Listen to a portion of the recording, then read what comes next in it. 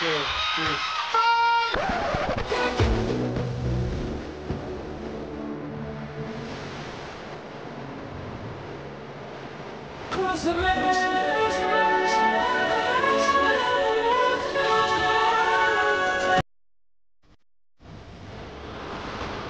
and welcome to SuperCoach Edge for the round 4 review and round 5 preview. Well, the Daicos Dynamo set the tone early for the round, punching out a 151 in an emphatic fashion. But the highs were met with lows for those who own Docherty, leaving us all asking, "What's up, Doc?"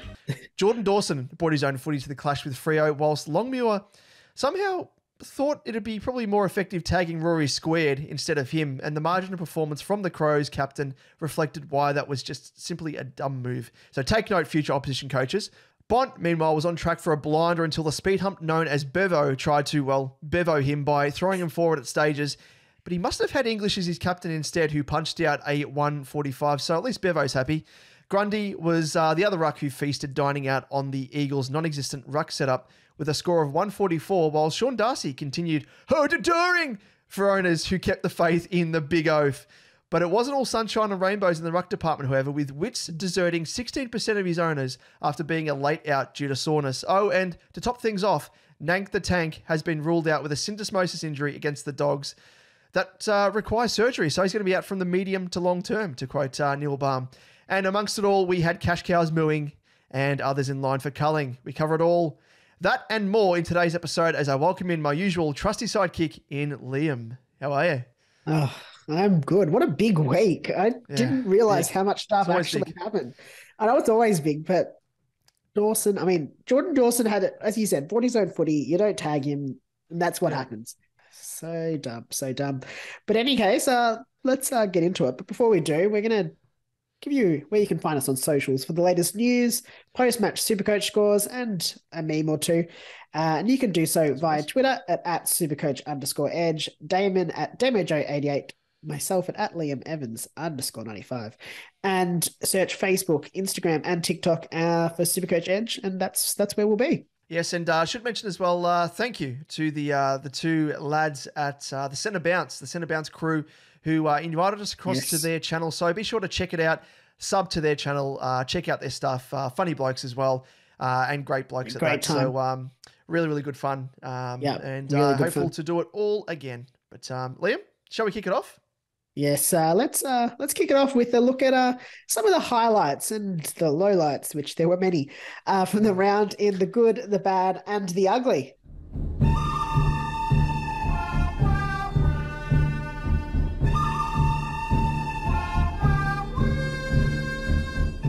So for those new to our show, in the good, the bad, and the ugly, we roll through some of the notable and more forgettable performances across the round and touch on how our own teams performed in our head-to-head rivalry as we wrestle for ultimate supremacy. Yeah, less of a wrestle this year, I think. It's more of a just me meekly. Maybe a thumb wrestle? Yeah, I'm just hiding in the corner. Let's jump into the good, though. The good, the rucks, they're finally firing for us. Team English, 145. Brody Grundy, 144. Sean Darcy, 125. That's what we want to see from our R1s. Thank you very much. Amazing, amazing. Very nice to see. And in terms of the bad, well, this guy here, I luckily traded him out begrudgingly because I wanted to stick fat. I wanted to be stubborn, but it is Sam Docherty, and I was thankful that I did so, unfortunately, being a baggers man as well. But where has the role gone? Why aren't you Sam Docherty anymore? Why? Unfortunately for your owners who have stuck fat, the role hasn't helped him increase his scoring. And it may be time to say, like I did on the weekend. But we'll get into him a little bit later on in a bit more detail. Yeah, luckily we didn't throw the key away for that lock. You can yes. Unlock it and get him out of our sides. That's why you don't drive into the middle of the sea and chuck out the key. You don't save up your pennies in order to buy a yacht, in order to sail out to the middle of the sea, to throw the... And then you'll need a scuba diving license and scuba diving gear in order to go down and find it. Otherwise, you're stuffed. Although you can just use bolt cutters, I guess. That's probably an easy way to do it. Yeah. Anyway. Good point. But now let's look at the ugly and double header here, the rucks. The Oh, feature yes. here is the ugly as well, with Jared Witts, as we mentioned, a late out against the Saints, leaving many coaches high and dry and scrambling to cover him. But we also had Rowan Marshall scoring just 96, despite being up against a debutant in the ruck, if I remember correctly. He was subbed. What's his name? Moyle. Moyle. Yeah. I know he was subbed to keep him fresh, but come on, Ross, do the owners a favor. Keep him in. Yeah. And on top of that, we've seen another ruckman go down with injury, with the tank out with syndesmosis requiring surgery. It's not looking good. Similar to last year, actually. We had a lot of issues with the rucks last year with injuries. Yeah, we did. I don't know, something to it. What are they doing? Are they just putting too much work into their legs during the preseason? What are you doing, coaches? Because you're ruining us super coaches, and we are the super of the coaches. So look out for us a bit more. But let's get into our teams in a little bit more detail. My team scored 2,115, and ranking-wise, well, I think I was just a little smidge above par because I only went up, and I say only in perspective here, because I went up 4,082 spots, but I still sit in the 30,000 range, 32,817. So really annoying. And I thought I was going to make a little bit more of a jump, but it wasn't to be. So I'm just chipping away, just with the chisel, just chipping away ever so slow. They'll get there. I'll get to the other side. But in terms of my trade plans, you might have seen them already heading into round 4 in my Team Talk mini episode, which for those who haven't seen it is a new weekly mini ep that yourself, Liam, and I are releasing alongside these usual weekly episodes as YouTube exclusive Eves. So it gives an insight into our trading strategies with our own team. So if you're keen for more content, feel free to go and check that out. So I think we'll try and drop them around about the day after, maybe, because it's really, really hard because of the tight turnarounds with rounds at the moment. But last week I was able to release it on the Wednesday or Thursday. I think it was the Wednesday, the day before the round kicking off. So look out for that for some additional content, just some bonus stuff. So if you're listening to us on the podcast, another reason to jump across to YouTube, subscribe, check us out, and just eat up extra content. Just gobble it up. But in that specific episode, I detailed how I was biting the bullet and used Doc as my ticket to LDU that I identified as a must-have. It saw me taking a little bit more of a risk as I still had a bit of faith left in Doc, but it turned out to be an inspired move in the end. So good work, past Damo. Good work. Yeah. And my other move was downgrading Ridley to Will Day.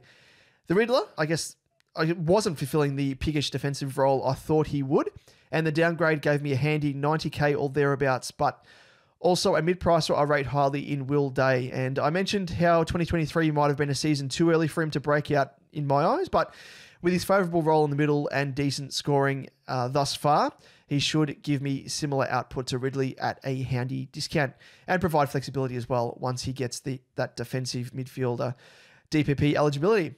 And the longer term, in terms of that, the cash will help me target Stewart this week as a trade-in target. So super happy with that and where it's got me headed. And I could go into greater detail about my team in terms of who disappointed, who didn't, who did well, but I'll reserve that for this week's edition of that mini episode of Team Talk, and I won't waste any more valuable minutes in this episode by doing so. So, as I said, if you're keen to hear more of my thoughts and yours, Liam, as well, in your mini Team Talk episode around our trading strategy and how we put our multi-week trading plans into action, tune in via YouTube, because it is always good as well. Like we speak about projecting forward, but in order to see it in action, probably gives a little bit more context as to what we're saying. So you can check that out.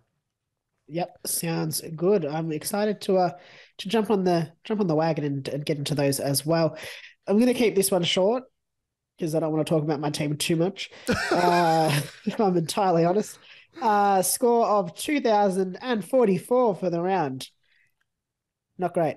Ranking 56,000. It's 569th. There's a lot of 5s and 6s in that. Which saw me go down 5,457 spots, which I am not happy about.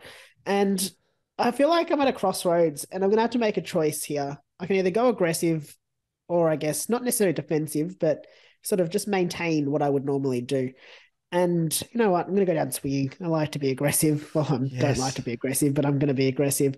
And hopefully I'll land a few punches and rise up the rankings very, very soon. This week I made the 2 trades. I turfed out Callahan, brought in Will Phillips, and I bid adieu to the Riddler for James Sicily. Fucking. What was that, Liam? Did you cough there or burp? Or yeah, I just cough there. That's what it was.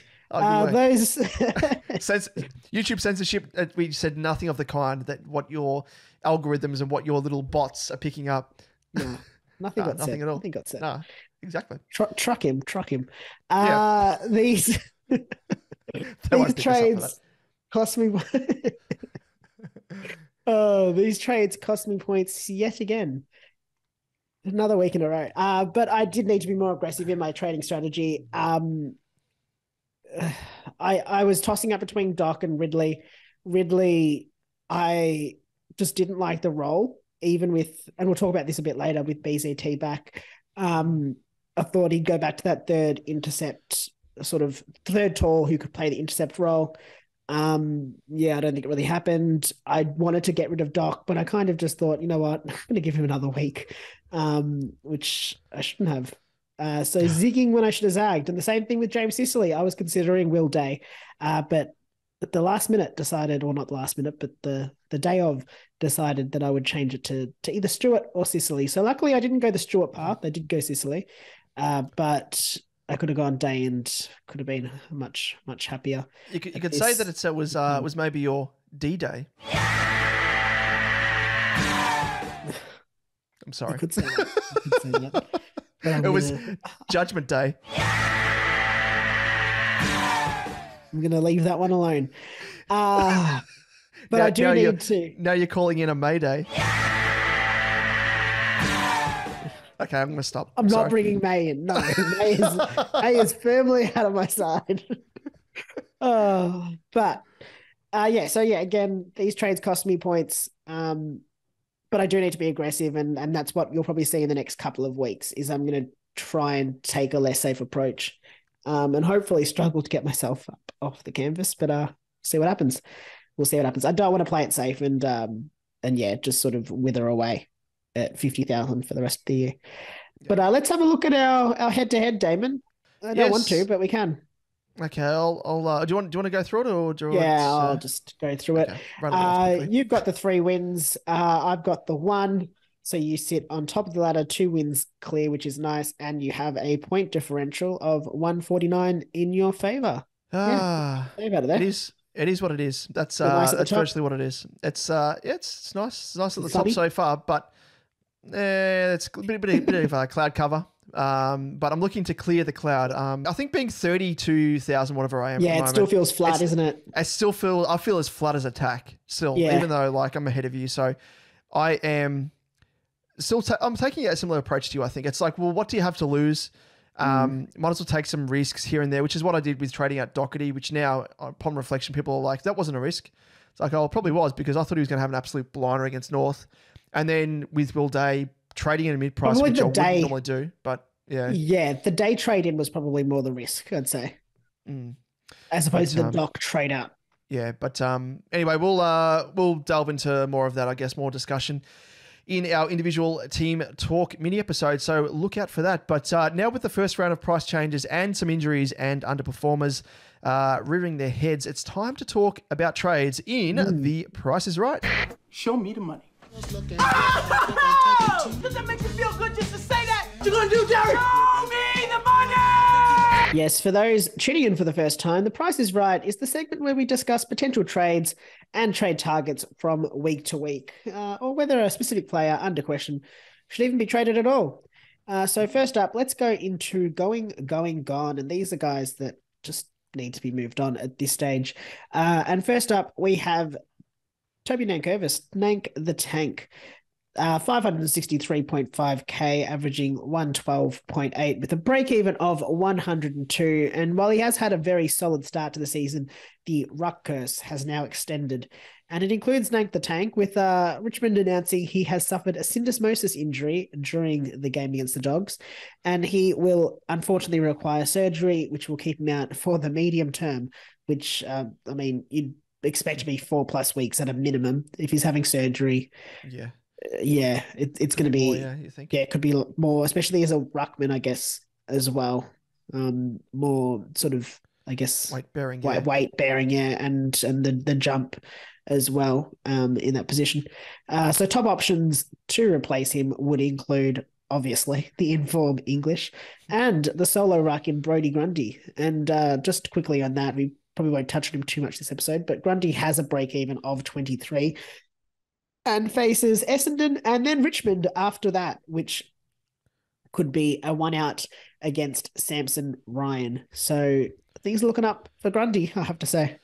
Yeah, could be cashing in on Grundy twice over in terms of Nank to Grundy, and then Grundy cashes in on the fact that Nank's no longer there. So it's a bit of a roundabout way.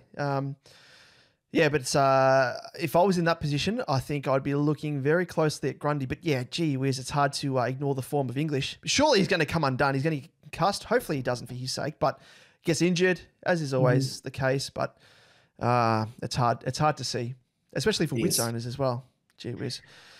But let's move on to the next going, gone candidate. And this guy is going, gone because he is out for a fair while. It is Campbell Chesser of the Eagles, and he's priced at 132.1k. He's averaged 29.7 with a break-even of 7. So if you did miss the news last week or had other immediate issues in your team to rectify, Chesser is probably one you should consider fixing it up now. Yep. The Eagles have said his time frame for return is still TBC after injuring his knee, so will firmly be a correction trade with a sideways trade, perhaps to a rookie such as JVR, Van Ruin of the D's via DPP, the easiest to do. The silver lining is actually that he could be back as a late season downgrade option down the track, so it could bode well for us during the time when there's no other rookies on the horizon and we're trying to down trade to rookies that aren't even there. So could work well for us down the track, perhaps. Yes. Not much to say about him, really. Just, get him out. Get him out if you have him and you're holding him. Easy option for, JVR. Now let's move on the chopping block. And now these are guys that you don't have to trade, I want to say. Like they're obvious. Yeah, they're not like the last two where, they're injured. It's time to get them out. These are guys that you can probably hold if you want to, but also equally trade them out. And the first one is Sam Docherty, and we all know what we think about him at this stage in terms of whether you should trade or not trade. But he is 525.5k, averaging 84.8 with a break even of 143. And he has struggled to start the season with just a 71 against North, adding to his paltry 108, 73, and 87. He had bulk disposal numbers last week against the Giants, but was let down by poor disposal efficiency. But this week it was evident that his role is probably the biggest worry. He played small stints in the middle, which disrupted his scoring, where we would otherwise have thought it would actually benefit him, as we saw with the likes of Dawson. But it actually meant that Sard virtually absorbed the role he had, running through the back line full time. So the return of Sam Walsh might mean Doc does return to his traditional role, sharing it alongside Sard, but we can't be sure. And with Gov injured on the weekend, it could mean one less accumulator in defence. He has bled cash and could continue to do so if his scoring doesn't turn around. His break-even's 143. So he's already, I don't know what he's down. He's probably down 75k-ish at this stage. Just a quick squeeze. He is down close, 78.1k at the moment. Went down 42.8 on the weekend. Yeah, and you'd expect, even with a decent score of 100, he's going to be going down 25.8k if he scores 86 according to SuperCoach Plus. So you'd think around about 20k at the very most if he scores around about 100. Yeah, so even if he does show signs, I'm not against trading him out and then trading him back in later in the season as, a last upgrade if you need to. But he's one that you probably do need to think long and hard about. I'm going to be moving him on personally. You've moved him on. I think it's probably time to just cut our losses with Sam Docherty. Yep, totally agree there. Look elsewhere at this stage because he isn't the Sam Lockety that we were calling him in the preseason, unfortunately. And also it gives an opportunity as well. If you trade him out, wait and see, and just be prepared to use, as you said, a trade on him potentially, because if he does elevate himself to becoming a keeper yet again, you'd be stupid not to bring him back into your team, because I think it is role dependent. It's nothing to do with him being out of form. As we saw, he had 39 disposals against the Giants. Yeah. Again, that was a low disposal efficiency game across the board for both teams. But I think, the arrival of the only Samuel Walsh, the absolute god that he is, I think he's going to pay dividends for making sure that Doc goes back to his traditional role. And I do think, as a baggers man, that perhaps there isn't going to be as much reliance upon Sard, because I think having both of those two guys at the height of their powers provides a bit of, unpredictability coming out of defence. So I reckon it's a benefit for Carlton to be splitting the one role across two players. But let's see what happens. I'm not the coach, so see what happens. But this next guy, Liam, I might actually pass it on to you. Maybe is it too harsh in doing so? No, it's fair enough. Because I'm happy to talk about him. Jordan Ridley, you are a Dons man, and you can probably speak more to him. I traded him as well on the weekend out of the side. Yep. What can you say about this man? I traded him as well, but I probably zigged when I should have zagged and traded Docherty first. But I didn't. I wanted to give Docherty one more chance. I was a bit harsher on my boy in the Riddler. He is priced at 483.2k. He's averaging 90.3 with a break even of 93. And I think he scored 88 on the weekend off memory. So, yeah, I guess right around that average and right around that break even as well. So the key concern for me with Ridders is probably the role just not looking good enough. Essendon's got just, I guess, looking at it more widely, has an undersized backline, but it's seen the team share a bit more in the load of, I guess, intercepting and covering opponents. So they're not necessarily as strict, I guess, on matchups as such. So you do see, Redmond getting more intercepts. And on the weekend, I actually thought that Zerk Thatcher being back in the side may benefit Ridley a bit more. He'd become the third sort of tall. He'd be released to be the third tall, the interceptor. But Ridley only had the 4 intercepts. And so the role we wanted, which is the role we wanted to be playing, but it just didn't eventuate. And I think Ridley, I think he was probably the lowest of the Essendon back line in terms of Redmond, BZT, Ridley, and Jake Kelly. I think he was probably the lowest of the intercepts as well, which is concerning. You could probably hold him. He's not going to lose cash. You wouldn't think his sort of break even is around what he's been scoring. It may have been a down game, potentially, just with the 4 intercepts, but I just don't think the role looks solidified anymore to me. And it's a big concern, to be honest. Yep. Yeah, he is the reason why he's out of my side, and I don't think he's going to be a top 6, and much like yourself, Liam, is the reason why we traded him out. Not going to be a top 6 backman, and at this stage, you need to be correcting whilst you can before they bleed too much cash. Yeah. So he fits that bill entirely. But moving on to another guy quickly on that. If you do have Sam Docherty and Jordan Ridley, and you don't want to trade both out this week, Docherty's the one that I would trade out first. Yep. He's got more to lose in terms of cash. I think Ridley should make his break even or be very, very close to it. So, sorry, just wanted to clarify that if anyone had that question. Very good point, because that was the dilemma that you were in yourself. So I just traded both out in the one go. I was like, you know what? I'm going to do both. That'll save me any choice. But yeah, like when the break even is almost lined up with the average, there's enough indication there to say that he could roundabout meet it. And if he does drop in cash, it'll only be a little bit. So enough surety there. But let's move on to James Worpel, and he's priced at 349.6k, averaging a 79. And he's got a break even of 80. And just quickly looking at, so he went up 11.5k on the weekend. But again, like I just mentioned, his break even is now above his average by 1 point. But that is part of the reason why he's in this bracket. So he scored 76 against the Cats, despite a horrendous day disposal efficiency-wise. And we always talk about this, and it's for good reason, because in this game today... How bad was it if it was horrendous for him? Well, he had a 44% disposal efficiency. 44%. So absolutely horrendous. And he ended up having 18 disposals. So less than half of those were effective. Not good at all. He exceeded his break-even this week, thankfully, but his cash generation is puttering out with, as I said, that break-even virtually on par with his average. As a mid-pricer, he just hasn't quite hit the heights that some of the owners would have hoped. So might be one considering upgrading or alternatively downgrading for money to upgrade elsewhere. Say if you need a Stewart, for example, and you can't do a DPP swing, he is one that you can really bank and cash in on.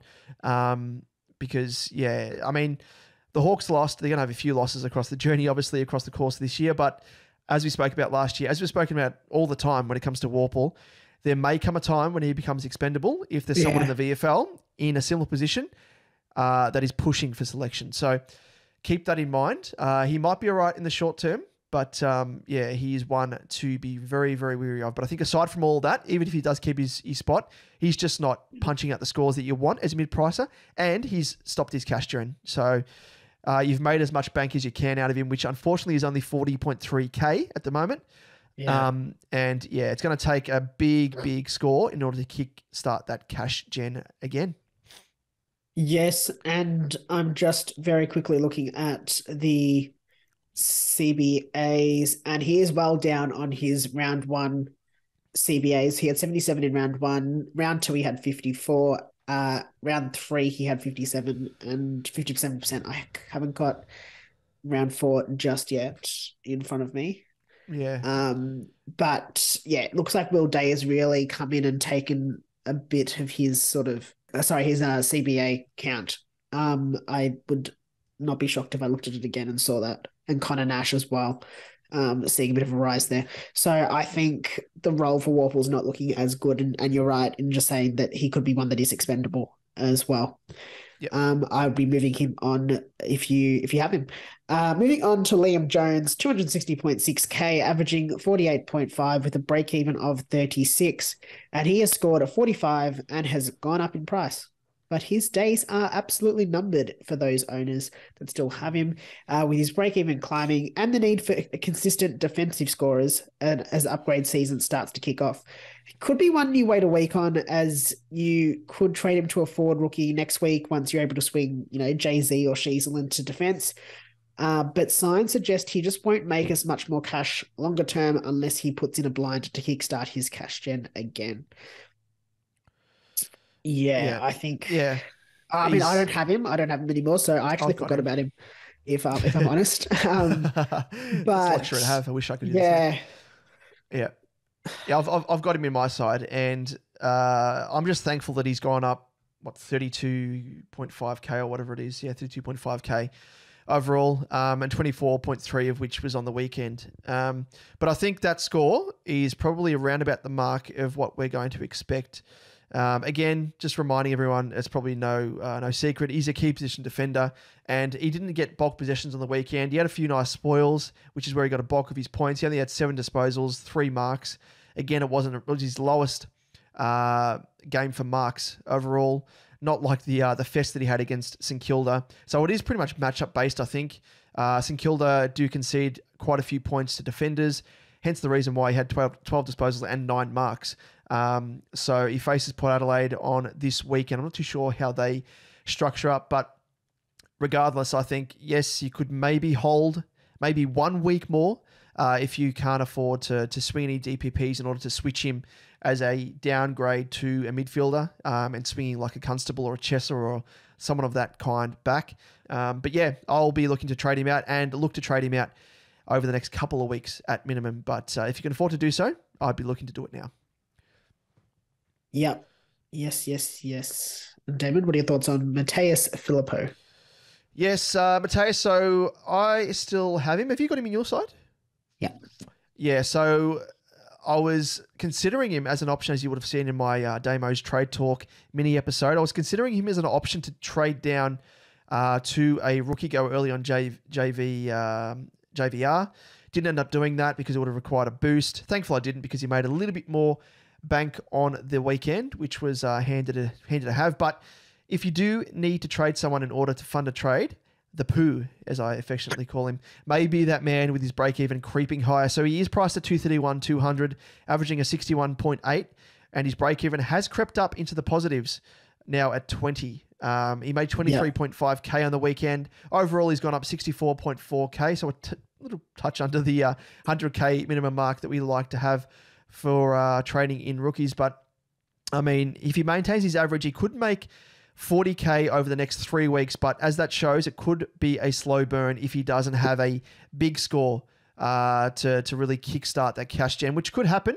As we saw in, I think it was round 1, he had that nice score, 76, which if he has a game like that, easy way to kickstart that cash gen. Yeah. So again, it's probably in the bracket similar to Liam Jones. If I need to downgrade someone in order to make a little bit of bank, if you're going to jump on someone like a JVR, because rookies are looking quite scarce at the moment, and so in terms of down trade options, he is a definite candidate. What about you? What are your thoughts? No, I agree. He was one that I, again, considering this week, if I need to downgrade, he's an option. And now, especially with Fergus Green having scored that 73, he's right back into, like, it's the same example. He's now kickstarted his cash gen again because he's got a 73 in his cycle. That'll be in his cycle for the next, 3 weeks, 2 weeks. And his break-even, -15. -15. So it's just, he's going to start making cash again. So while I probably would have been considering to moving him on, he's now back on the hold list or the wait list. And Mateus Philippou is one to consider. I don't mind holding him probably for another week if you can. But again, if you're downgrading him to a, what's his name, JVR, you're going to get, over 100K there. So it's not the end of the world. Let's move on to the get them in. And these are the guys that we want to be trading in. And this is a much more fun part of the talk, of the potty. Let's talk Tom Stewart, 572.8K, averaged 92.3 for the season with a break-even of 69. The time to catch you, this is dinner for two, if you can get him in.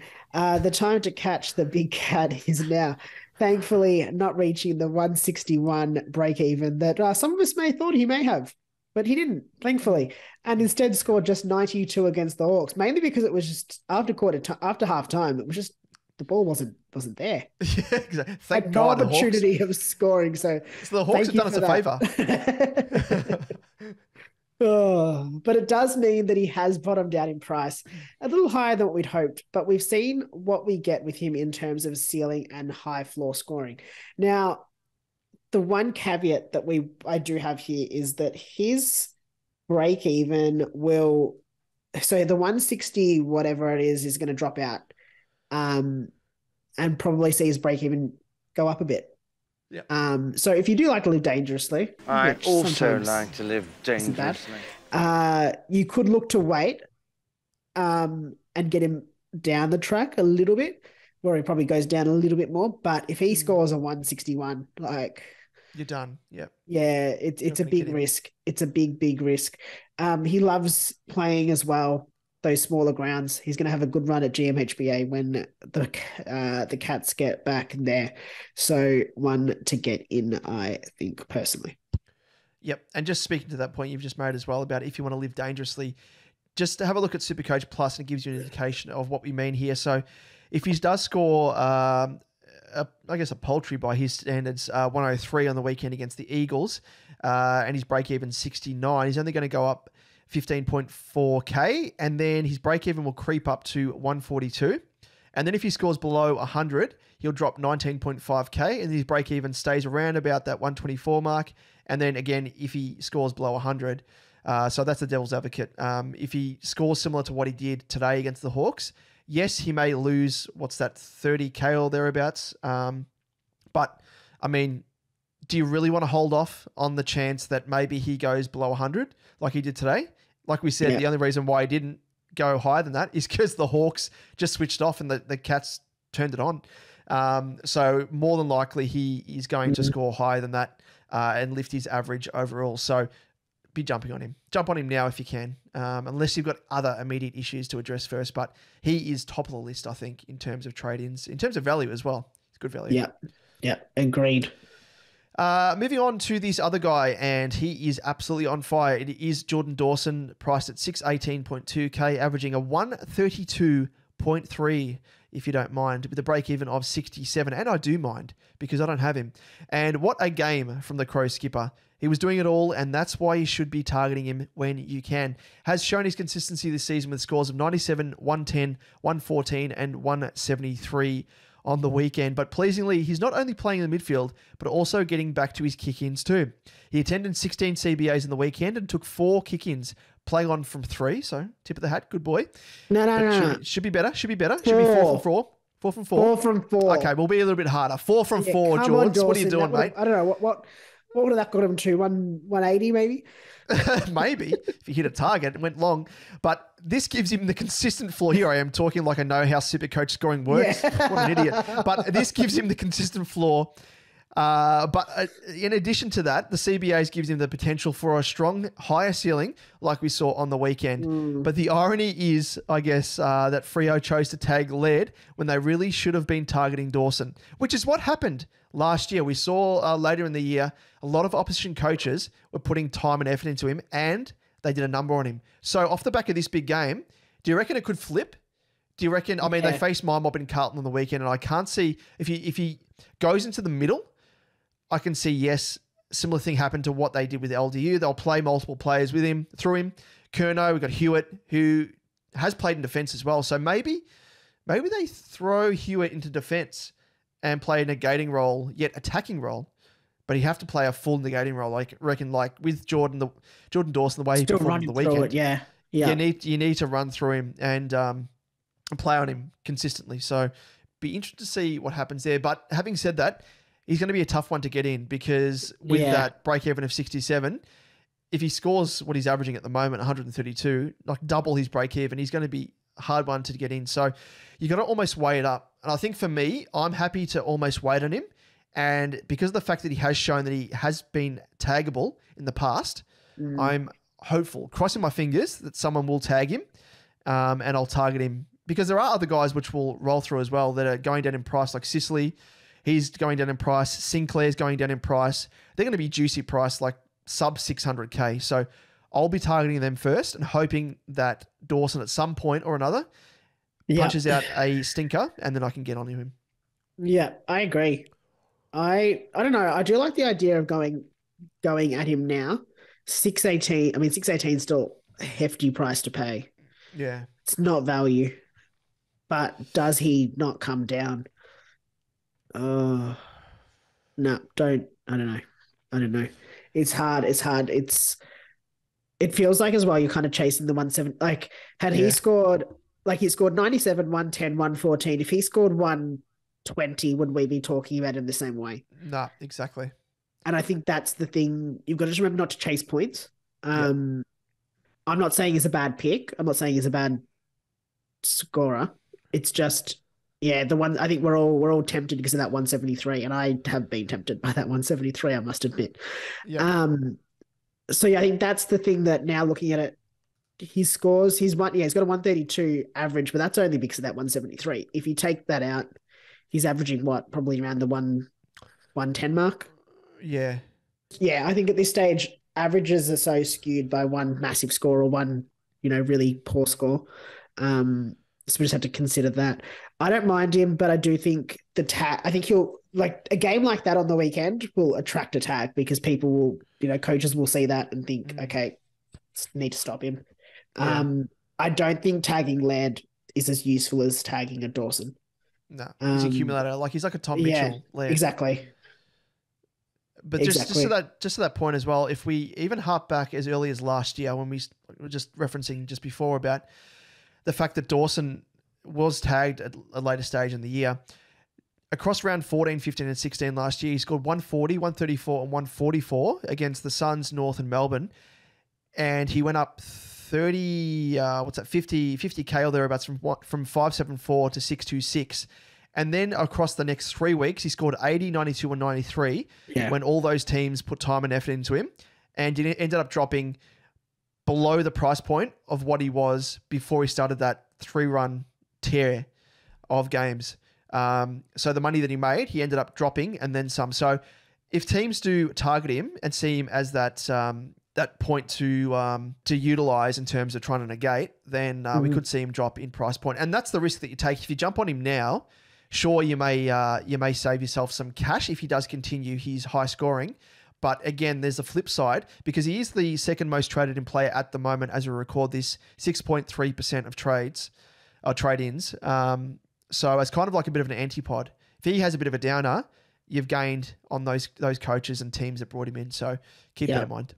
Yeah, agreed. And just his run plays Carlton, as you said, there could be a role on him, but then also plays Hawthorn, again, a team that could, has McGuinness, who could again take that role to him in round 6. Then Collingwood, unlikely, you don't think, and then Geelong. And then I'm not going to run through the rest because there's no point. But yeah, I guess just one thing to consider that there could be some tags coming, and I'd be looking to pay more attention to him if I was one of them, one of the opposition coaches. Moving on, Josh Kelly, 583.4K, averaging 112 with a break even of 78, and the concussion score where he was subbed out of 80 is now going to be out of his system. And his break even is very, very achievable with a score of just at 78. I don't think even in his subbed game he scored 80. So looks good. He looks to be one of the choice midfielders at the Giants, especially with scoring pedigree. He's got scores of 148 and 108 if we ignore the 80 where he was subbed. That was 148 and 108 in his last 2. We know he also has a very good ceiling. We saw that against the Blues.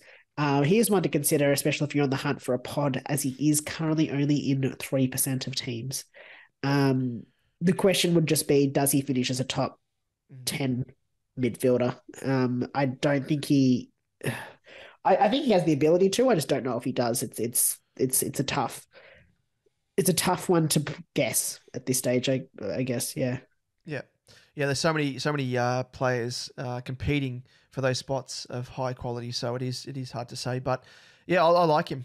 He's a good option if you're looking at him, and yes, a relative pod there as well as you identified. So it's always super handy to have those high scoring pods. But let's move on to the next guy, and it is Luke Ryan, priced at 578.1K, averaging a 127.3 with a break even of 115. So he's not one that you or I would normally look at, Liam, but. No.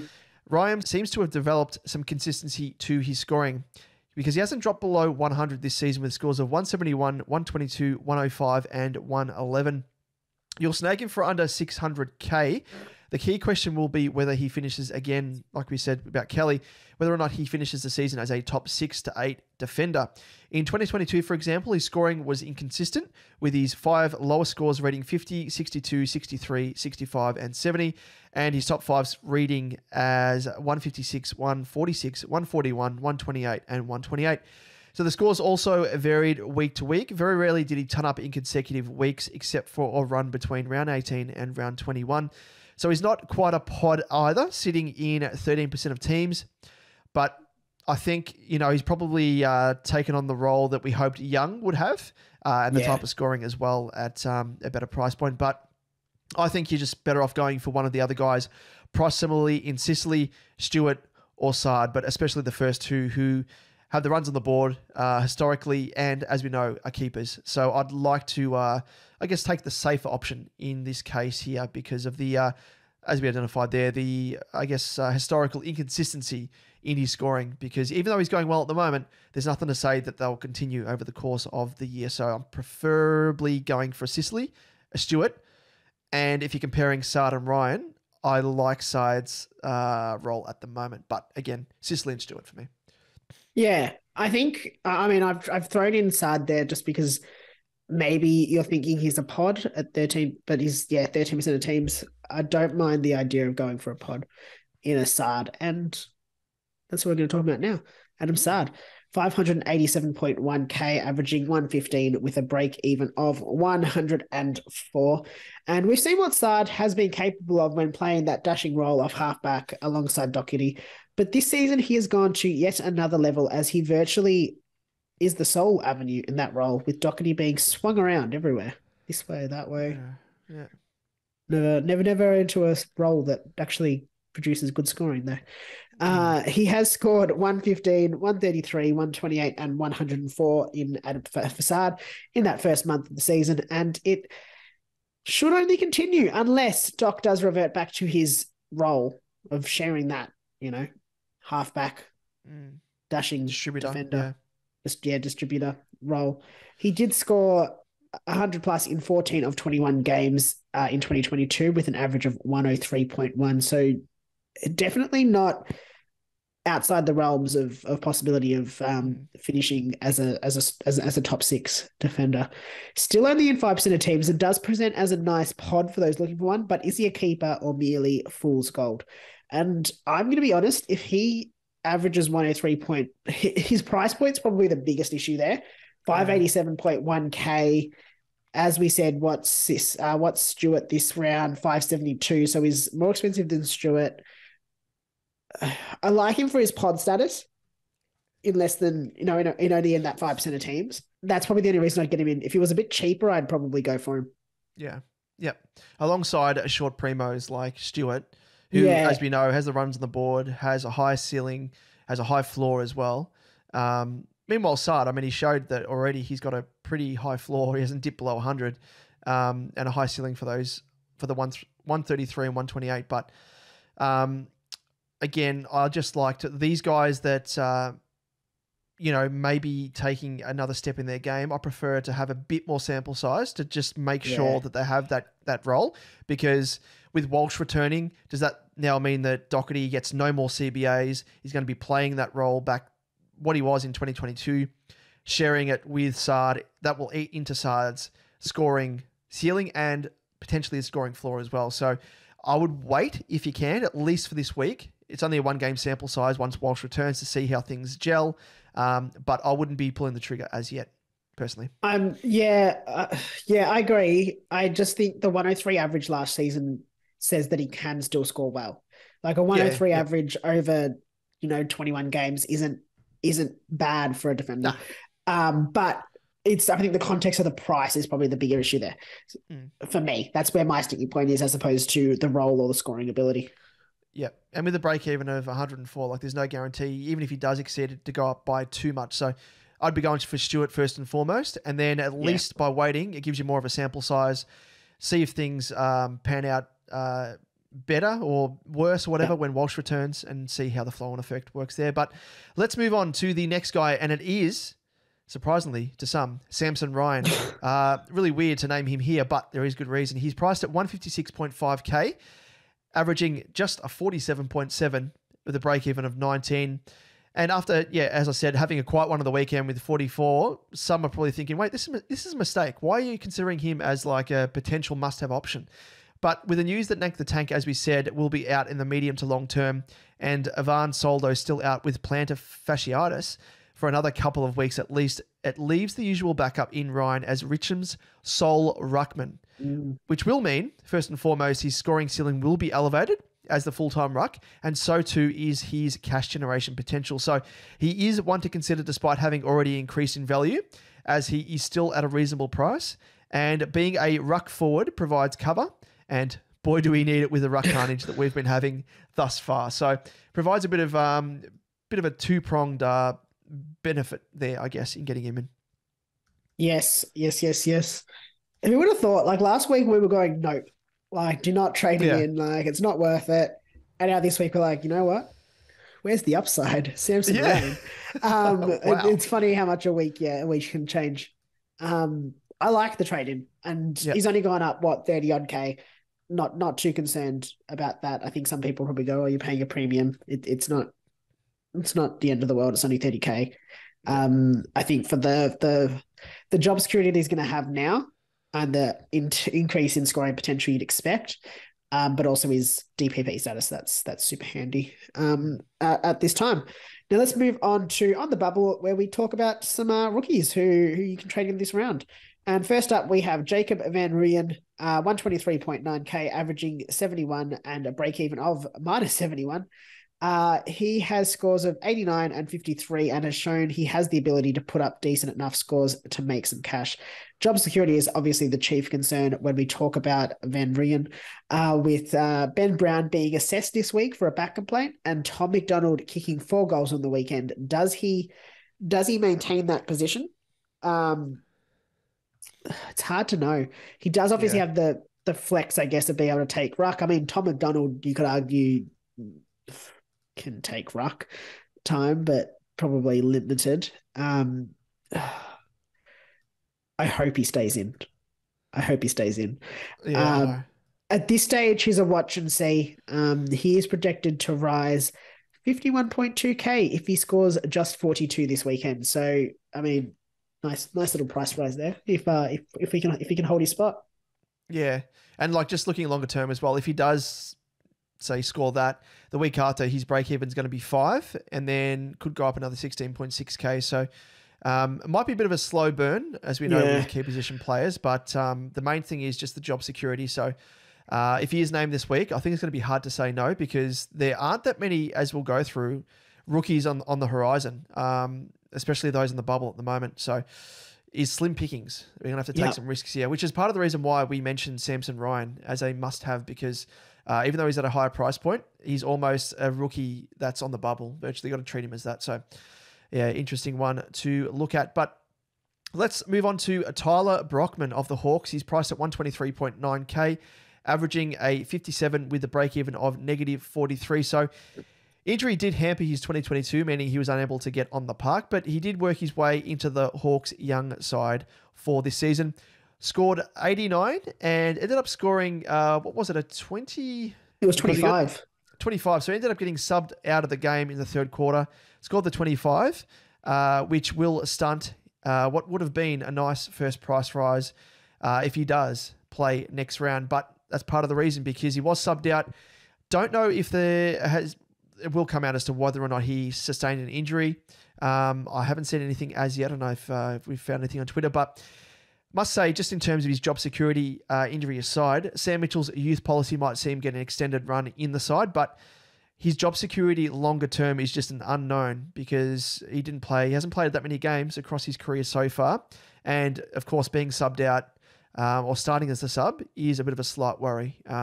So yeah, he's one probably to bypass at the moment. Wait for some extra news to come out about him. But yeah, he might be one to bypass. And again, he's a forward. So all the rookies are in the forward line at the moment. Yes. Yeah, one to consider. Tough one. Didn't have a great game on the weekend, obviously, compared to his 89 the week before, which was very good. Yeah. Moving on to the next option is from Richmond. It is Judson Clark, 196.7k, averaging 69.5 with a break-even of -26. He has shown some decent enough scoring with a 59 and an 80, but does come in at that higher price point. So a downgrade to him, I mean, I don't know, won't even really free up that much cash, or in some cases may even be a slight upgrade. Big concern. Has definitely shown more in his last 2 matches, though, than what we saw in 2022, where he averaged 44.7 from 3 games. It is hard to know his job security, and it maybe helps somewhat with Lynch being out with that injury and suspension. I mean, I assume he's going to be injured for longer than he's suspended. But even then, he's sort of that smaller forward. But his higher price point does make it hard to justify the selection. I don't think he loses his spot. But yeah, the higher price point is probably a tough one to take for him. Yep. He is one that I won't be looking at that price point. Yep. But let's move on to Lachlan Gollant. I guess you pronounce his name, maybe. Maybe I butchered that. He's priced at 208.1k, averaging a 61 with a break-even of -3. So for completeness, we need to mention this guy. He scored 60 and 62 in his last 2 games, but coming in at over 200k, he isn't really a downgrade option at this stage. So I reckon it is a pass. Yep. Agreed. Moving on to Jack Bytel, 158.6k, averaging 40.5 with a break even of 10. He scored 71 in his first match, where I think he was also sub, and then scored 11, but has done himself an ankle injury shortly after coming on as the sub on the weekend. Looked pretty nasty. Yeah, did not look good for him. I think he got caught under, I can't remember who it was, in a tackle. His ankle got caught and didn't look. We'll keep you up to date with news as it comes in, but don't think it looks good for him. If you do own him, I'd probably be trading him out, but I wouldn't be looking to bring him in at this stage. No, exactly right. It's a bit of a shame. It looked like when he did it, I thought it was a knee initially. I was like, oh, God. And then they replayed it and they showed his ankle like almost right angles trapped underneath the player who tackled him. So unfortunate for him because he's battled with a few injuries and he would have been a very nice cash cow, I reckon. Yeah. But yeah, not anymore. Moving on to Matthew Johnson of Freo, and he's priced at 123.9k, averaging just 19 with a break-even of 33. That's because he's played as the sub in both of his matches, leaving him with scores of 24 and 14. The low scores have absolutely wrecked his future cash generation, meaning he'll need a half-decent score to kickstart it into motion. And needless to say, you've got to give him a miss until Freo, first of all, name him in their starting side, as his job security at this stage is obviously shaky. But also, there's still the worry that he, even if he is named, he could be subbed out. So a bit of a shot in the foot by Freo to all of us super coaches out there because, yeah, he might be one. I guess the upside is he could maybe wait on him because he could actually go down in price. Yeah, well, he could. He could end up being 120k. Yeah. Like 120. He could be cheaper and give us an opportunity to get him in later. Silver but yeah, I don't know. Yep. I don't know. Let's move on to the weight category. And these are guys that you don't need to trade in this week, but you need to keep in mind for future weeks. And first up, we have Jack Sinclair, 576.9k, averaging 101 with a break-even of 154. Now, he has bounced back from a 63 last week to punch out a 113 against the Suns. Now, he did drop in price courtesy of that 63. And in more pleasing news for non-owners, that 63 will be in his price rotation for one more week, meaning his price could drop another 30k, making him a bargain at 540 odd k. Now, he looks as much a keeper as last season with scores of 104, 123, and 133 with that 63 aside. And we know that that's what you're going to get from him. You'll get those really high ceiling scores, but you will get that 63, 70, 80 odd scattered through when he, gets tagged or he does a tagging job. Sort of plays a bit more accountably in the defensive line. Yep, I'm rubbing my hands together to bring him in at around about 540 odd in a week or two. So looking forward to that very much. So let's move on to James Sicily. He's priced at 580.6k as you shake your head, Liam, and for good reason. He's averaging 99.5 with a break-even now of 145. And you shake your head, Liam, because you brought him in, as you mentioned earlier, and he's, after, I guess, dropping 16.3k last week and being restricted to 76 against the Cats now, his price is now in free fall, leaving non-owners licking their chops like myself. That's kind of creepy. Apologies for that. But yeah, he's going to be a juicy price. He dropped 27.8k now after that score against the Cats and could bottom out within 3 or so weeks, if not more. So definitely one to wait for, giving greater time for rookies to appreciate in price. And looking at SuperCoach Plus, they have him potentially, if he scores a sub 100 for the next 2 weeks, if he scores 92 and 97, they project him to drop 23.8 and a 24.4. So well over 45k over the next couple of weeks. Be quite juicy. So it'd be around about that 530 mark, thereabouts. So gee whiz. Sorry, Liam. I'm moving on. I like it. Good work. Let's talk Stephen Caniglio. I don't want to talk about Jesus. You're like that dog, that meme having flashbacks to Nam. You were staring off into space for those people tuning into the podcast for that dead air, that silence. That was just Liam just reflecting upon the fact. I was the other dog as well in the drinking his tea, like in the house. Oh, yeah. Like, it's fine. Yeah, everything's fine. Moving on, Stephen Caniglio, 516.0K. He's won the 516K on the dot, averaging 94.8 with a break even of 167. Now, owners may be considering punting him out of pure frustration, and that is fair enough. But he is definitely one to stick with, despite scoring just 71 against the Dons, given he showed what he is capable of with 143 and 107 in his opening 2 games. With his 58 sticking in the cycle for another week, and the 71 sticking around for another 2, unfortunately, his price will drop to a tantalizing sub 500K. Who would have thought? Hey, look at us. Look at us. Huh? Who would have thought? Not me. Who would have thought? Not me. I mean, Paul Rudd. And I guess for owners, the role hasn't changed from what I can see. So it's not like a Docherty who we all got in under the proviso that he was going to continue on with his role. Ridley the same. I actually think Cogs is one you have to kind of hold because it looks like it's just an issue of form, I guess, for want of a better term. Like not necessarily form, but just it's not role related. Yeah, it's nothing to do with that. And I think, unfortunately, you're just going to ride the bumps with some players that are actually keepers, and he's one of them. Yeah, he's a definite keeper in the forward line, and just because there's no one else that can really push him out of the top 6 spot, like there's Dunks, there's Taranto, Rosie, Goulden potentially, and then Cogs, and then like who else? Like we still don't know who the top, who the F6 forward's going to be. So I think, stick hold of him. He could bottom out for non-owners in a couple of weeks if he has another couple of scores at sub 100. Round 6 could drop down to 478.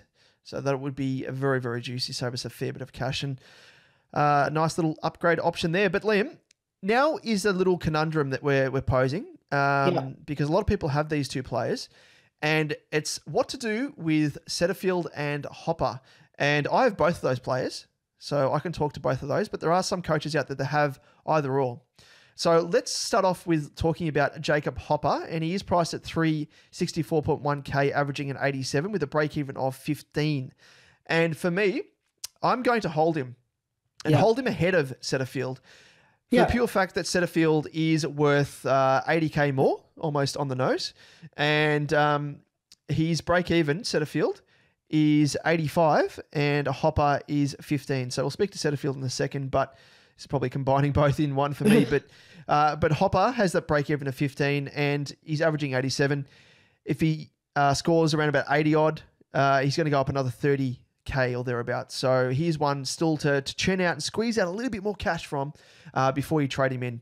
And I'll be using him as a stepping stone potentially to someone like a Sinclair or thereabouts. Agreed. If I don't own Hopper, personally, but if I did, I would be holding him this week. Break even to 15, no concern there. Still good. Matt cash to be made. Probably works out well that he had that week off with injury in the end.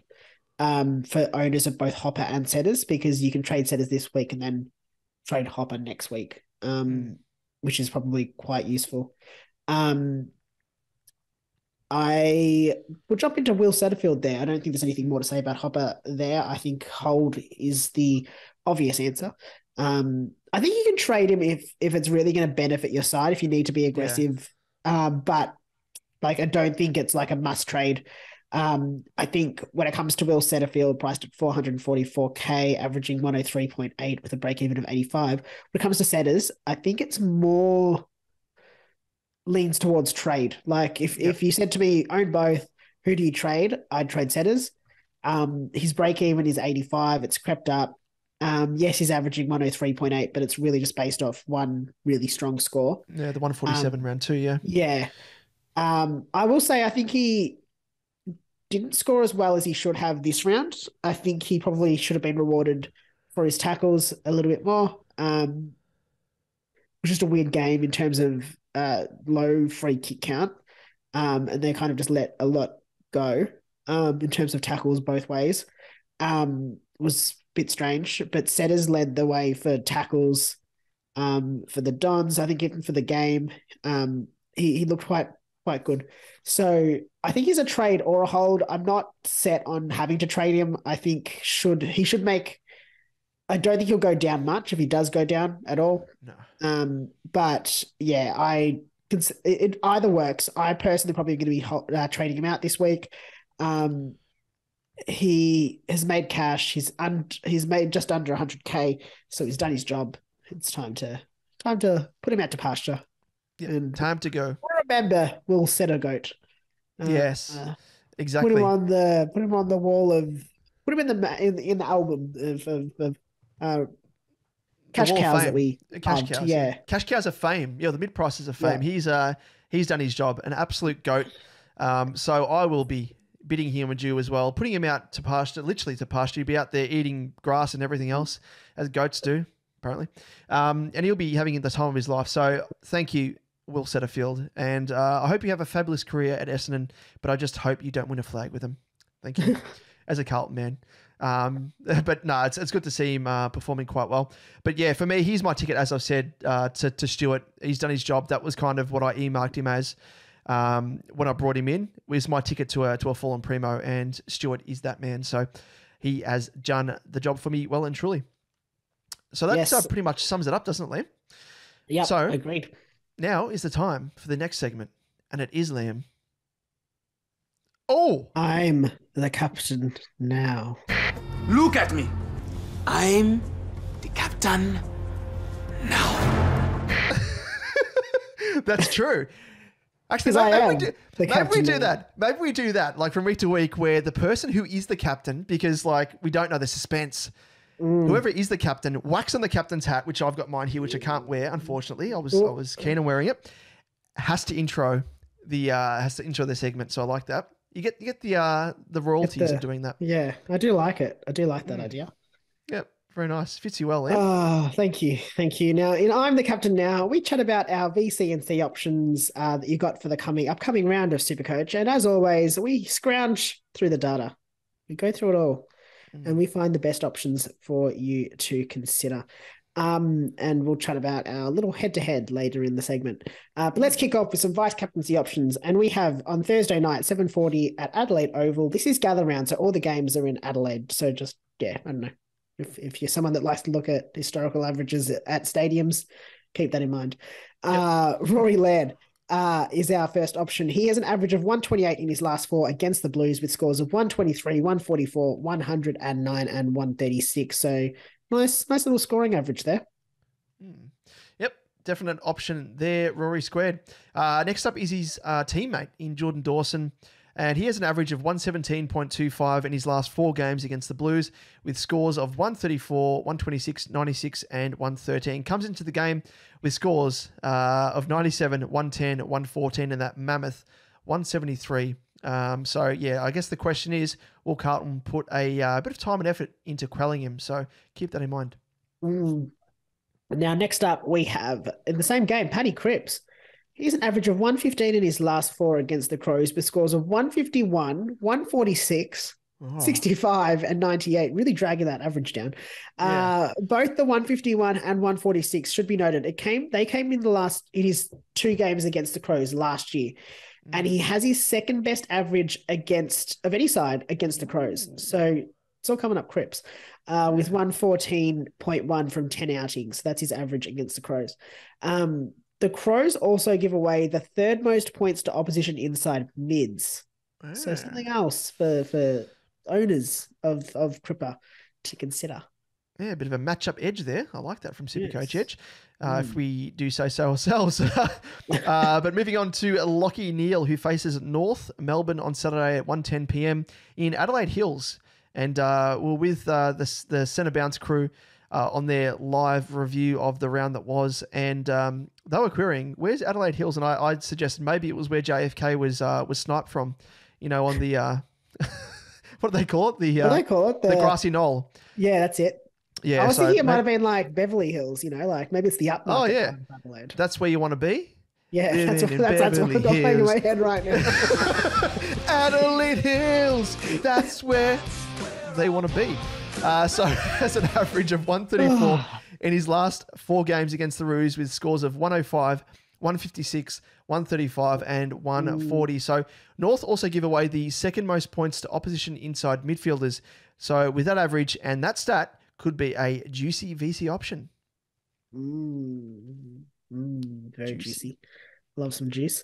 Moving on to Luke Davies Uniacke in the same game, but on the opposite side. Also playing in Adelaide Hills. He has an average of 98 in his last 3 against the Lions with scores of 90, 86 and 118. So he's only played the 3 against against Brizzy. But the Lions, just to keep in mind, are the 3rd stingiest team for opposition inside mids. So might scare you away from the VC on LGU. Yes. Yeah, interesting. Also, Adelaide Hills could be like Beverly Hills Cop, with the classic films with Eddie Murphy. I won't put the song in because it'll probably flag us on YouTube, no doubt. But the next option to consider, and speaks for itself, this bloke, the absolute pig that he is, absolute pig. Just stop pigging up. No, I actually... Wait till you read this. Okay. Well, Clary Oliver faces your mob in the Dons. On Saturday at 4:10 p.m. at Adelaide Oval, not the Oz Open, Adelaide Oval, has an average of 114.5 in his last 4 games against your mob with scores of 146, 105, 112 and 95. And that 146 last season was his only captaincy-worthy score, with the next best being... Yeah, against the Dons of those scores that he's had, with the next best being 112 and 108. Has his 3rd lowest average against the Dons of any other side. And Essendon don't give away big scores to opposition inside mids. Oh, this bodes well for us non-owners. I know, that's We're rubbing our hands together. I'm hoping for. Oh, this is amazing. It's all coming up. Non-owners. I didn't have a name for us. Non-pig. We're going to be frying up some bacon potentially. And I reckon, I actually... I don't know. And now he's going to come out and score like 170. Look, he loves Adelaide Oval. Yeah. Oh, yeah. Does he ever? He loves Adelaide. Yeah. Let's not mention that. Let's just channel our thoughts into him having a downer. Yeah. Exactly. Yeah. Let's move on to some captaincy options. And first up, we have Marcus Bontempelli against Port Adelaide on Saturday at 7:50 at Adelaide Oval. And he has an average of 109.75 in his last 4 games against the Power, with scores of 128, 67, 114 and 130. Now, Port also give away the least points to inside mids. But they also don't give away many points to general forward. So I'm just, forecasting. What does Bevo do? Does he chuck him in the midfield or chuck him forward? So keep that in mind for Bont. It's not looking positive for him in either position. Oh, yeah. It's one that almost did us over and annoyed me because did you have him as your C or VC? No, I had Laird, so I wish I had Bont. Oh, okay. Well, I probably shouldn't complain in that context then, but he was headed for like an absolute blinder. Yeah. Freaking fucking Bevo bastard. Anyway, let's move on to his teammate in Tim English, and he has an average of 71 in his last 3 games against the Power with scores of 49, 93 and 71. Has only played them those 3 times, and the most recent encounter was 2021. But comes into this game, above all else, with scores of 134, 139, 139 and 141. Hasn't dropped below 134. He's just going up. Just roller coaster.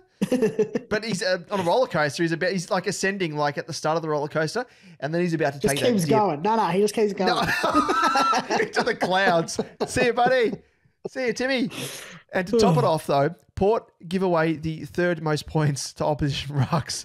So it literally is into the clouds. Catch him, mate. He's about to take his drop, but it's all going coming by up, that. Timmy.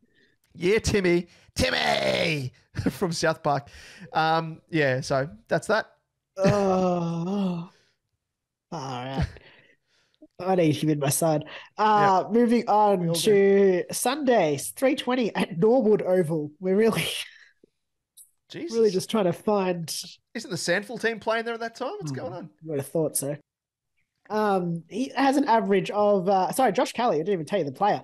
Josh Kelly against Hawthorn, Sunday 320. He has an average of 125 in his last 4 against the Hawks. Scores of 121, 103, 122, and 154.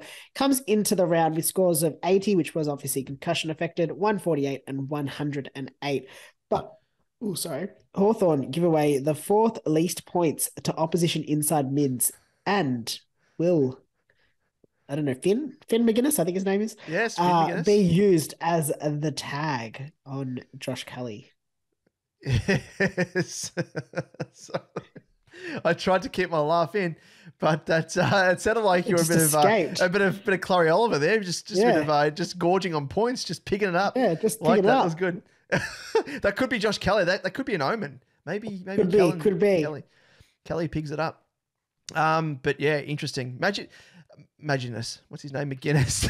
Just every time I read it as Maginus. I don't know why. Yeah, my stupid brain. It should be Maginus.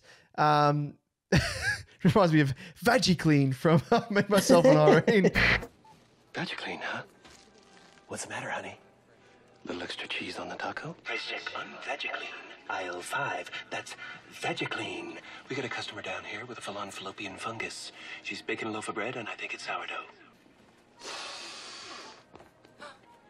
Put a rush on that. There we go. I've shoehorned a Me, Myself and Irene reference in for one of our Discord members there. Classic. But yeah, whether or not he tags, he was supposed to tag Stewart because Sam Mitchell came out and he said, McGuinness might come out and spend some time, maybe a quarter or two on Stewart. Didn't do it. Maybe because they were just smashing it in the first half and they figured, we'll just keep going. But didn't happen. But that's one to look out for sure. But let's move on to James Sicily versus the Giants on Sunday at 3:20 p.m. Again, Norwood Oval. Hopefully it's not too torn up. Has an average of 120.5 in his last 4 games against the Giants with scores of 139, 44, 105, and 140. They do give away the 4th least points to designated kick-in takers, so it won't be a massive source for the Sicilian, you would think. So hopefully he can rebound, though, for your sake as well, Liam, as an owner, a new owner, and bounce back with a nice score against the Giants. Hope so. Not feeling great. Anyway, let's move on to Nick Daicos, someone that, could pique some interest. Against St Kilda on Sunday at 4:50 p.m. at Adelaide Oval. He's played the Saints just once. It's for a score of 98 last season. Comes into this game with scores of 129, 149, 109, and 151.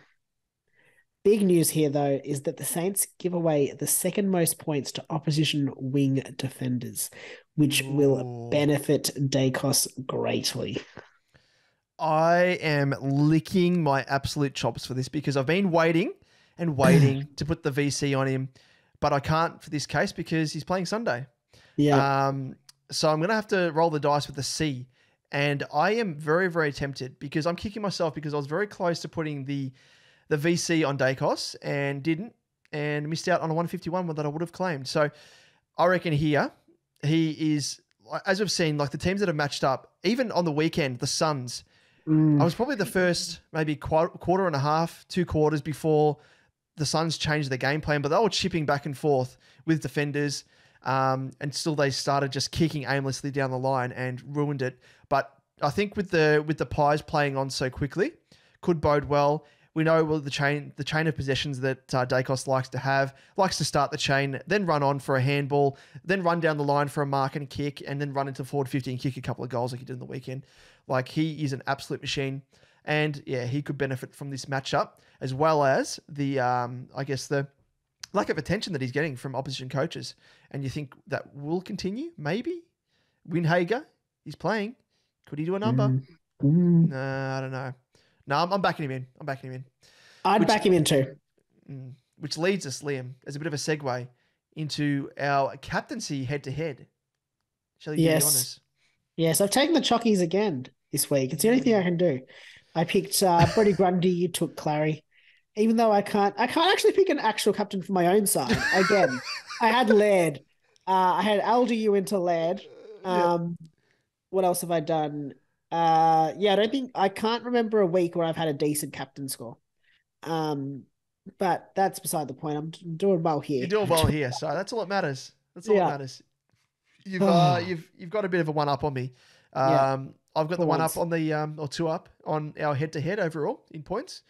And you've got one up on me now, two up actually in our head to head because I am the captain now. I just one up. Okay, we'll take it. I've got 2 wins. You got 1. And as we alternate the first selection, you've got the first choice this week, as I did it last week. Who will be your choice? Who are you going with? And remember, you can't pick the same player as last week. Now, listeners last week might have remembered that I actually was looking ahead, a forecast, and I decided to forgo a certain player so that I could pick them this week. But I decided against that. It was actually Patrick Cripps. I was going to take Patrick Cripps. But now that I've looked into the numbers a bit more, I've decided that I don't care about Patrick Cripps. I'm going to go with Timmy English against the Power. And should say as well, Ho-da-da scored 125 against them on the weekend. Continued his nice turnaround in form. So, could this Mr. English Breakfast dine out on the Crows? Oh, sorry, the Power. Yeah, sorry, the Power. They're playing the Power. The Power. They're playing the Power. Sorry, got the Adelaide teams mixed up. Slap on the wrist for me. But still, could do well. Yes, he could do well. But what about you, Damon? Who are you? What are you doing? I'm tossing up between Laird, Neil, and Daicos, and I can guarantee the guy that I select will be the lowest scorer of these three. So let's look back on this in a week's time. But if anyone has a 3-sided coin to flip, that'll probably be most handy. But I'll have a little bit of fun here, and I'll go for Daicos because chances are I probably won't go for him, considering that he's playing that late game on Sunday. So I'm going to go for Daicos. Lock him in. I love it. I'm going to go for Daicos in my actual team. Oh, your actual team. Okay. I reckon that's my plan at this stage. Interesting. Okay. I don't care about the last game of the round. Doesn't bother me. I'll VC him as well. Well, Hodor actually bucked that trend, remember? The last game of the round. Came out and smashed it. Albeit against a bloody inanimate carbon rod, aka West Coast Ruckman. Yes. That is a very good point. How do we stand in terms of our table, our head-to-head? Yep. So let's have a quick look. Wins and losses. Damon, you've got 1 win for 2 losses. Obviously, I've got the 2 wins then with 1 loss. And you're on 345 total points. And I am on 383. So just under 40-point difference. Yeah, and it was a 23-point differential on the weekend. Grundy over Oliver. 144 Grundy, 121 Oliver. So as we were discussing last week, there would have been a correlation there because Grundy hit us to advantage, sort of offsetting the points that Oliver gets as clearances, contested possessions, all that sort of stuff. But, geez, Grundy did more work around the ground without Oliver. So, tip of the captain's cap to you, Liam. Well done. Next up, we usually have our normal segment, but we have reserved it, in this case, for our Team Talk mini episodes. And that segment, Liam, is called I Gots to Know. What's it called? Very nice. I Gots to Know. Hey, I Gots to Know. Oh, you set me up there. I thought you were going to join in. But it is, of course, for those people tuning in for the first time, it is where we throw it open to you, the good folk of the SuperCoach Edge community, where you throw some questions our way and we throw them back at you with some answers. So, yes, we will be covering these off in our individual Team Talk mini episodes. So we will whack up a post on Twitter and Facebook. So feel free to flick across any questions after you've listened to this or watched this episode. If you'd like any questions answered, or if you just want to hit us up outside of our episodes as well, feel free to do so as well. But before we wrap things up, let's run through our SuperCoach Edge Cup group results after round 4. Liam. Yes. So our SuperCoach Edge Cup public group leader for the second consecutive week. No, not anymore. Oh, it's not. No, it's changed. It's changed. Who is it? They now sit in second place. The new first group leader is Rehab with their team Colin Good. Their round score of 2,248 and total score of 8,899 with an overall rank of 219. And the top scorer, very nice there. And the top scorer for the week was Desi with their team St. Power. They had a massive score of 2,385, which saw them finish 62nd for the round. Very nice, very nice. I must mention as well that Rehab, I actually know him because he's He's in the usual cash league that I'm in, Hot Shots, who is also mates with one of our big followers, big friends of the show in JP. So believe it or not, it's a bit of what do you call it? 7 degrees of separation or whatever it is, 6 degrees of separation of Kevin Bacon. What do they call it? I don't know. But yeah, it just means that I'm connected with the guy that is top of the leaderboard for our public lead at the moment. But let's move on to our Patreon exclusive group where the leader is, it's Prostitutes Inc. again. Yeah. With a round score of 2,235 with a total score of 8,693. And they were also the top scorer for the round. So a double header there. So well done, T of Prostitutes Inc. What about in terms of our Patreon exclusive Supercoach Edge Cash League? Yep, the results looked a little like this. Not a little, just exactly like this. Dylan with his team, Popper Ball FC, were defeated by Matthew Ton 618. Damon, you were defeated by the Sharpshooters. Oh, yes. I was the Sharpshooters by little margin there. Yes. Black on white. A bit there. Black on white, Scott Arthur was defeated. Carps Crushers, Wade. And I was defeated by Tankers, our father-in-law, Peter. I don't think I've ever beaten him. Not once. Not once. No, that's true. Every time. Every time, right in front of me. I think the last time was actually during my wedding, wasn't it? Yeah.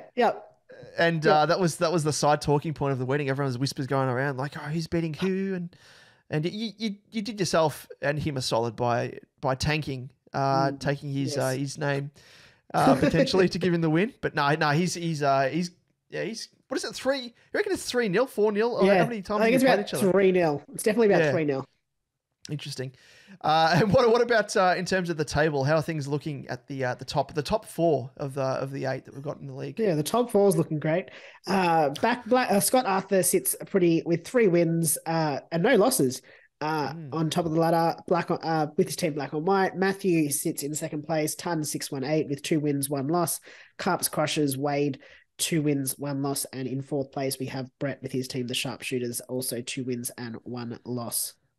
Yes, and I'm marooned on 1 win at the moment. Winning out of the top 4, and Liam, you're 2 wins out of the top 4. Sitting with 0 wins and 3 losses. You'll be back. Don't worry. You'll be back. Someone's gonna do it. It's like when you're at a wedding and there's tables everywhere and there's a table in the corner. Someone's got to take that table in the back room. Bit of an inside gag there. But that does bring us to the end of the show, Liam. But before we go, where can our listeners find us across our social channels? Yes, on YouTube, search SuperCoach Edge, and don't forget to like and subscribe. On Twitter, search @SuperCoach_Edge, David at DamoJ88, myself at Liam Evans _95, and Facebook, Instagram, and TikTok. If you search for SuperCoach Edge, that is where we will be. Absolutely. And we are trying to boost our subscriber numbers, of course, on YouTube. We're trying to hit the lofty mark of 1K by the end of the season. I think we're around about, it is climbing, thankfully. And thanks to you good folk out there for doing so. We're around about 688 or thereabouts, I think, last check. So if you can jump across, if you're listening to our podcast, jump across to YouTube and support us by subscribing.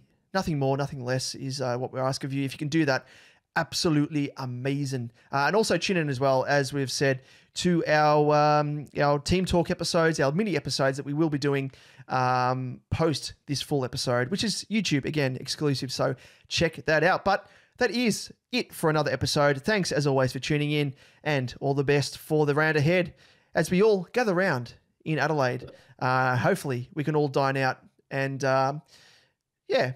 get some nice scores for once coming out of a week, and maybe climb maybe a bit higher than 3 or 4K spots, so we can get into the top 10K. It'd be very nice, wouldn't it?